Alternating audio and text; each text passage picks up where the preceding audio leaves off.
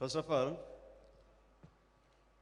చిన్నపిల్లలు తిరిగి స్కూల్కి వెళ్తే కరోనా తర్వాత ఎలా ఉంటుందో అలా ఫీల్ అవుతాను ఈరోజు ఈ స్టేజ్కి వచ్చి. మా ఇంట్ మా ఇంట్లో చిన్నపిల్ల ఉంది. అది పుట్టిన సమయంలో జస్ట్ కరోనా ఎంటర్ అయింది. దానికి ఇప్పుడు దానికి 2.5 years. దానికి స్కూల్ అంటే కంప్యూటర్ ల్యాప్టాపే తప్ప ఒక స్కూల్ ఉంటుంది, క్లాసు తరగతులు ఉంటాయి, టీచర్ ఉంటుంది, బల్లలు ఉంటాయి, బోర్డు ఉంటుంది, ఏమీ తెలియదు దానికి. స్కూల్ అంటే అంటూ కంప్యూటర్ జోలు పెట్టి వెళ్ళిపోతుంది ల్యాప్టాప్. ఇది దాని పరిస్థితి. ఈ రోజున మనం కూడా ఈ 2.5 yearsలో ఏదైనా ఫంక్షన్స్ జరుగుతున్నాయి, లేకపోతే ఏదైనా టీజర్స్ రిలీజ్ చేయాలంటే మా ఇంట్లో హ్యాపీగా కూర్చొని ఒక కంప్యూటర్ బటన్ నొక్కి అది చూసి దాని గురించి గుడ్ విషెస్ చెప్తే అయిపోతుంది. బట్ ఏమైనా ఇలాగా వచ్చి ఇలాగా కళాభిమానుల్ని ప్రేక్షకుల్ని ఇలా కలుసుకుంటూ ఈ స్పందన వింటూ ఈ క్లాప్స్ వింటూ ఆ సినిమా గురించి చెప్పుకుంటుంటే ఆ కిక్కే వేరప్ప. చాలా సంతోషంగా ఉంది. ఇన్ని రోజుల తర్వాత మా పెద్దలు ఈ ఇండస్ట్రీకి, ఎస్పెషల్లీ పంపిణీ రంగానికి, ప్రదర్శన రంగంలోనూ నిష్ణాతులు, పెద్దలు, భీష్మాచార్య లాంటి ఏషియన్ నారాయణ గారు, ఆయన అంటే నాకు చాలా గౌరవం. హైదరాబాద్కి 80sలో వచ్చినప్పటి నుంచి కూడా వారితో నాకు సత్సంబంధాలు ఉన్నాయి. ఒక ఇంటి పెద్దగా, ఒక గురువులా నేను భావిస్తాను. అలాంటి వారు ఈ రోజున నిర్మాతగా కూడా సినిమాలు తీస్తున్నారంటే కనుక ఎస్, మీలాంటి వాళ్ళు రావాలి సార్, సినిమాలు తీయాలి, సినిమా విలువ మరింత పెంచాలి. దానికోసం చెప్పి మనస్ఫూర్తిగా మీకు స్వాగతం పలుకుతున్నాము ఈ దీంట్లో. అలాగే వారి అబ్బాయి సునీల్, తండ్రికి తగ్గ తనయుడు, అది సరిగ్గా బాగుంటుంది. కానీ అతను తండ్రికి మించిన తనయుడు, చాలా స్మార్ట్. ఏదైనా అంటే మళ్ళీ చిన్నగా కినుకు వహిస్తాడు. కానీ కాంటెంపరీ ఈ డేస్లో ఒక స్మార్ట్ బిజినెస్ మ్యాన్ ఎలా ఉండాలో అది 100% సునీల్. అతని స్మార్ట్నెస్, అతని వే ఆఫ్ గోయింగ్ అహెడ్, అలాగే అతని డైనమిక్ అప్రోచ్, ఇవన్నీ కూడా మనస్ఫూర్తిగా నేను అభినందిస్తాను. ఆయన లేకపోతే బిగ్ స్క్రీన్స్, మల్టీప్లెక్స్ ఈ రోజున హైదరాబాద్లోనూ పలు ప్రాంతాలు ఇంత బాగా ఉన్నాయంటే దానికి పరోక్షంగా కాదు ప్రత్యక్షంగా కూడా సునీల్ తన చొరవ అది కారణం. ఫాదర్ చాలా కన్జర్వేటివ్గా వెళ్తారు, కానీ తను చాలా డైనమిక్గా వెళ్తాడు. ఈ రోజుల్లో అలాంటి సునీల్ లాంటి వ్యక్తులు ఉండాలి. కాబట్టి ఈ రోజున ఈ పంపిణీ రంగం కానీ, ప్రదర్శన రంగం కానీ ఇవన్నీ కూడా ఇంత భారతదేశంలో చెప్పుకునేంత గొప్పగా ఉన్నాయంటే దానికి కారణం ఇలాంటి youngsters. So I do welcome. ఈ రోజున లవ్ స్టోరీ అనగానే చాలా ఇంట్రెస్టింగ్ వచ్చింది. లవ్ స్టోరీ చూసి చాలా కాలం అయిపోయింది. అండ్ నా మిత్రుడు నాగార్జున కొడుకు Naga Chaitanya, very cool bye. ఇప్పుడే అమీర్ ఖాన్ గారు అంటున్నారు నాతోటి చెడ్డా చేశారు, ఆ సినిమాలో చాలా బాగుంది మా కాంబినేషన్ అంటూ అతని గురించి ప్రశంసిస్తుంటే yes, is a cool guy. చాలా యంగ్స్టర్స్ అందరూ ఎగిసిపడుతుంటారు, కానీ ఎప్పుడు కంపోజ్డ్గా ఉంటాడు నాగ చైతన్య. అలాంటి కూల్ ఫాదర్కి కూల్ సన్ నాగార్జున, నాగ చైతన్య. అందుకు నాగ చైతన్య చాలా నిలకడగా వెళుతుంటాడు, చాలా నిదానంగా వెళుతుంటాడు. అది దీర్ఘకాలం ఇక్కడ సుస్థిర స్థానం ఏర్పరచుకోవడానికి అంత కన్స్ట్రక్టివ్గా వెళుతున్నాడు. సో తను ఎంచుకునే కథ కానీ, తీసుకునే నిర్ణయాలు కానీ, కాంబినేషన్స్ కానీ చాలా చక్కగా వెళ్తున్నాడు. ఆ రకంగా లవ్ స్టోరీ కూడా ఆ విధంగా ఉంటుందని భావిస్తున్నాను. And all the very best Naga Chaitanya, love. And మీది అమీర్ ఖాన్, నా మిత్రుడు అమీర్ ఖాన్ గారి కాంబినేషన్లో వచ్చే సినిమా. So I'm eagerly waiting to see that movie. That's what I been asking to my friend. He said soon you need. I said I come to Mumbai. No need. I'll bring the print for you and I will have a projection here in Hyderabad. So nice of you. And day by day, my friend, we have met long back in Tokyo airport. There I used to admire him. So wherever our shooting takes place, like our Ooty and other places, we used to meet. Right from beginning, we've been mutual admiration society we are. So that's how I used to admire him. And the way he's maintaining his physique, all these things are really amazing. The way you are striving to get good subjects, like in airport, Tokyo, he told me that. So I'm trying to get the rights of Forrest Gump, and with that inspiration of that film, I want to make Shudder. All these things. It's a very, very different character, and I don't know how he'll justify all these things and how he'll get it. But with a hard way, he able to get rights of that film and be there in Hollywood, and he convinced that story writer, and he made that film. And all of us were awaiting and to see you on the screen. And all the very best, Amirji. So, right, and thanks for coming to our town and being with us. Gives us a lot of energy and a lot of encouragement to these youngsters. Thank you. And then, Sai Pallavi. Sai Pallavi నేను first time మా వరుణ్ తేజ్ సినిమాలో చూశాను. అప్పుడే first time చూడటం. అప్పటిదాకా సాయి పల్లవి ఎవరు ఏంటి నాకేం తెలియదు. కానీ సినిమా చూడగానే అందులో సాంగ్లో చూస్తుంటే ద వే బాడీ లాంగ్వేజ్ కూడా స్టెప్స్ చూస్తుంటే I think you can understand Telugu. Telugu అద్భుతంగా మాట్లాడతాను నువ్వు కాబట్టి ఇది. సో చూస్తుంటే ఎవరి అమ్మాయి she must be very good dancer. ఏంటి ప్రొజెక్షన్, ఏంటి ఎనర్జీ, ఏంటి స్మైల్ అటు అలాగా స్టన్నే చూశాను. వెంటనే వరుణ్ వచ్చాడు. డాడీ ఎలా చేశాను, బాగా చేశానా? సారీ రా, నేను చూడలేదు, సాయి పల్లవిని చూస్తుండిపోయాను. No, when my brother's son happened to Varun Tej, he also co-star of Sai Pallavi. So when they are dancing, I could see only Sai Pallavi. I didn't see that guy. So he asked me, trying to get appreciation from me. He said, "How do you act?" Sorry, I didn't see you. I saw only Sai Pallavi. Such a nice sentence. అయితే ఇక్కడ చెప్పాలి సుమా. Sir నువ్వు రావద్దు, అక్కడ ఉండమ్మా, నువ్వు ఒకసారి tension వస్తుంది. ఈ మధ్య ఒక సినిమాలో నా పక్కన వెరీ పవర్ఫుల్ సిస్టర్ క్యారెక్టర్ ఉంది. సో తను చూసినా పల్లవిని, నిన్ను చూసినా ఏదో చక్కటి సోదరి, నా సోదరులు అన్న ఫీలింగ్ వస్తుంది. కాబట్టి తను చెప్పగానే డైరెక్టర్ వాళ్ళు చాలా బాగుంటుంది, తనతో చేయాలని సరదా నాకు ఉంది అని అన్నాను. కానీ లోపల ఏంటి తెలుసా, ఒప్పుకోకపోతే బాగుండు అని అనుకున్నాను. దానికి కారణం చెప్తాను.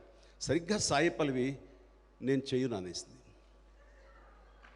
ఎందుకందో ఏమో నాకు తెలియదు, కారణం చెప్పబోతుంటే వద్దు, అదే నేను కోరుకున్నాను. That's what I wish. She doesn't want, she don't want, I don't want to work with her as a brother and sister. కారణం మీకు తెలుసు కదా, కారణం ఎందుకు. అంత వండర్ఫుల్ డాన్సర్ తోటి నేను డాన్స్ వేయాలనుకుంటాను, కానీ చెల్లెమ్మ ఎలా ఉన్నావు అంటే అస్సలు నచ్చలేదు. అందుకని thanks to Sai Pallavi by not accept that movie. Seriously లేదు, నాకు రీమేక్ అంటే చాలా భయమా అంతే. లేదంటే నేను అప్పటి నుంచి నేను యాక్చువల్లీ ఎప్పుడు ఫస్ట్ సినిమా చేసిన తర్వాత ఎక్కడైనా వేరే ఇండస్ట్రీస్కి వెళ్తే అక్కడ అడిగేది ఫస్ట్ క్వశ్చన్, మీరు చిరంజీవి గారిని కలిసారా, అక్కడ మీట్ చేశారా, ఏమైనా ఛాన్స్ వస్తుందా? నేను చెప్తున్నా అప్పటి నుంచి లేదండి. ఒక్కసారి నేను రామ్ చరణ్ గారిని కలిసానా, అప్పుడు చూసిన తర్వాత నేను ఆలోచించాను, ఓకే నెక్స్ట్ టైం నేను డెఫినెట్గా చిరంజీవి గారిని చూస్తాను అని. ఆ లెవెల్లో నా ప్రార్థన ఉంది. మీరు ఎలా ఒక్కడ చెప్తారండి? లేదు, నేను రీమేక్స్ అంటే కొంచెం భయం అంతే, వేరే ఏం లేదు. మీరు ప్లీజ్ నెక్స్ట్ ఫిల్మ్కి నన్ను please. I'm just kidding about this, Tamasha. It's not possible to do all the movies. And నేను అనుకున్నాను చేస్తే బాగుంటుంది ఆ క్యారెక్టర్, కానీ చేయకపోవడం మూలంగా I felt happy in other way. ఎందుకంటే నీతోటి ఎప్పుడైనా డ్యాన్స్ నెంబర్ వేయాలంటే చెల్లెలు చేసిన తర్వాత మళ్ళీ నీతో డ్యాన్స్ వేయాలంటే ఎక్కడో మనసు ఒప్పదు. అలా కాదు, నాకు రొమాంటిక్ హీరోయిన్గా నా పక్కన పెట్టి చేయగలిగితే, ఒప్పుకుంటే, if you oblige, then I would like to do a number with you. Thank you, sir. It'll be my honor. It'll be my honor. So right from beginning, actress called. Sir, I don't follow Telugu, but your entire conversation, this particular conversation, I followed. Nice. Yeah, there's a soul in this. There's an honesty in this. And sir, I agree with you. Yes, right. You are right. So, in future, I mean, like Radha, I used to admire her while dancing. I used to get a lot of kick. And then Rambha, and then other heroes, of course, as well. Everybody is so good. And of late, Sridevi, of course, no one can substitute her. So those are heroines, one or two heroines. So I used to get kick, challenging to work with them. And after that, I thought, yeah, this is a girl with whom I have to Such an honor, do sir. and Thank you so much. I would love to. It'll be an honor. do and prove I am also a dancer. Ayyo, sir, please. Oh my God, sir. You are wonderful, అమ్మా, Thank you, sir. Wonderful. So అందరూ చెప్తారు నేను doctor కాబోయే actor అయ్యానని. నువ్వు doctor అయ్యి ఆ తర్వాత actor అయ్యావు. గుడ్.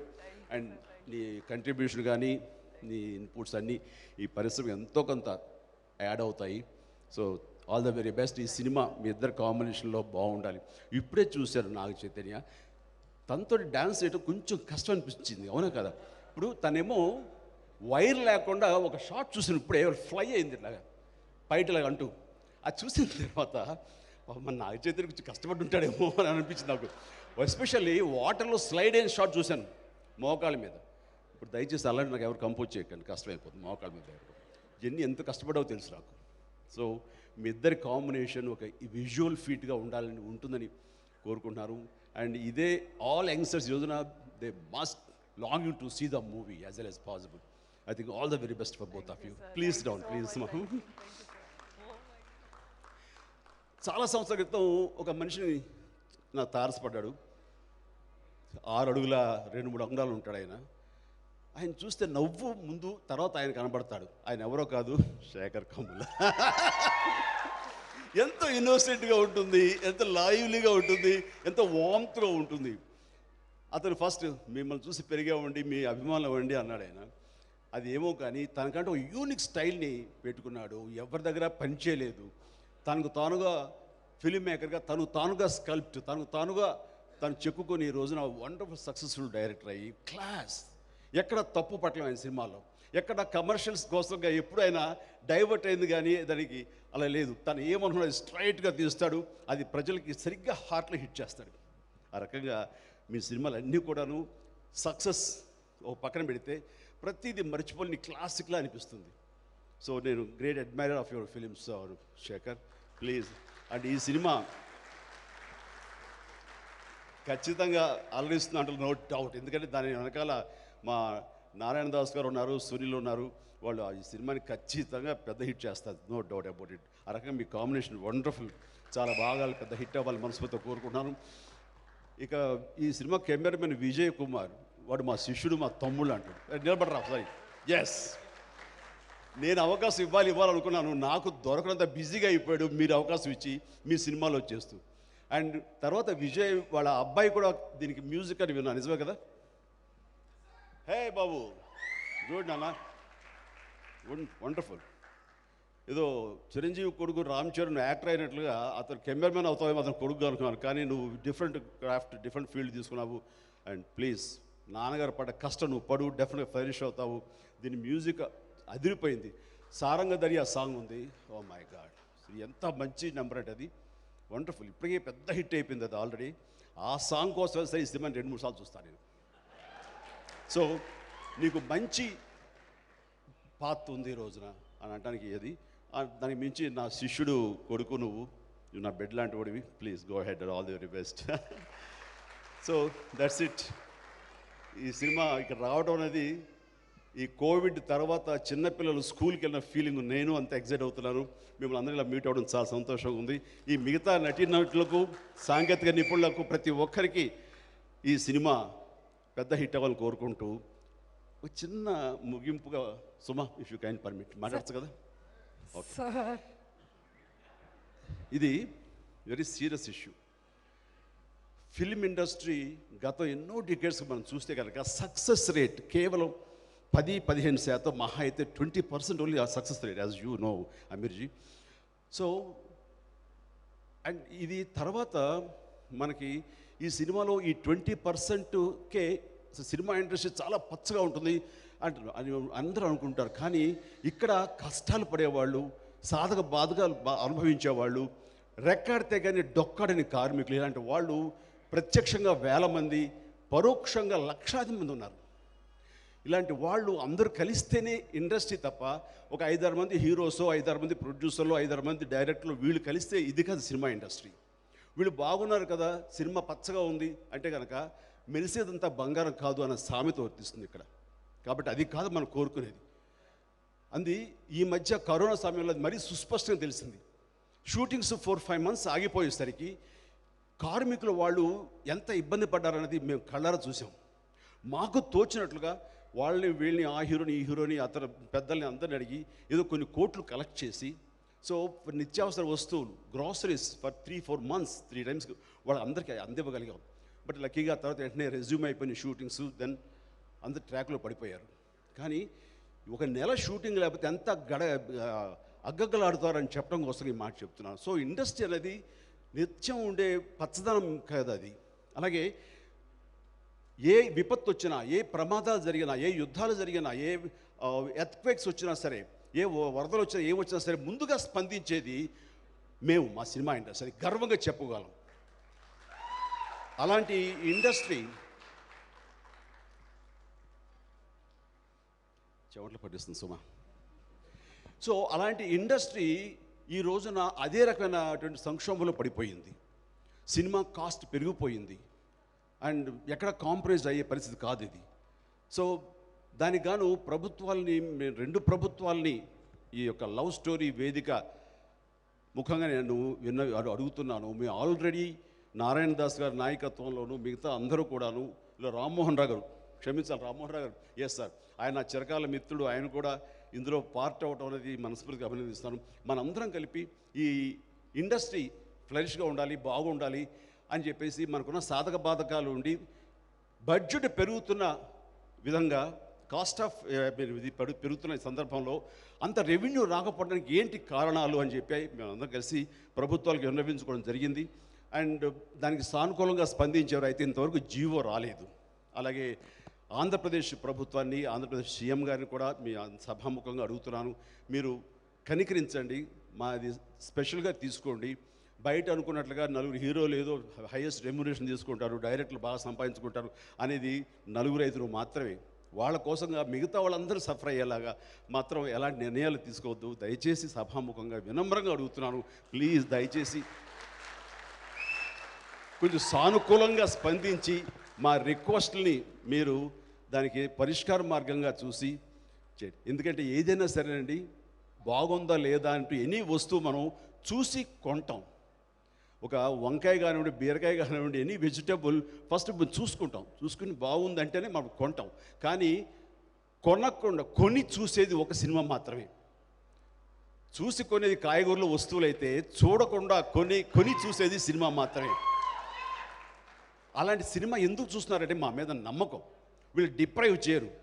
చిరంజీవి ఉన్నాడంటే కనుక కమర్షియల్ ఇంగ్రీడియంట్స్ ఉంటాయి. సో చిరంజీవి సినిమాకి వెళ్ళిపోవచ్చు, ఎంత ఖర్చు పెట్టినా సరే అనంత ఊపు ఉత్సాహం ఉంటుంది. వాళ్ళంత నమ్మకంతో వస్తారు కాబట్టి మేము కూడా వాళ్ళకి డిప్రైవ్ చేయకుండా ద బెస్ట్ ఇవ్వాలని ప్రయత్నం మేము చేస్తుంటాం.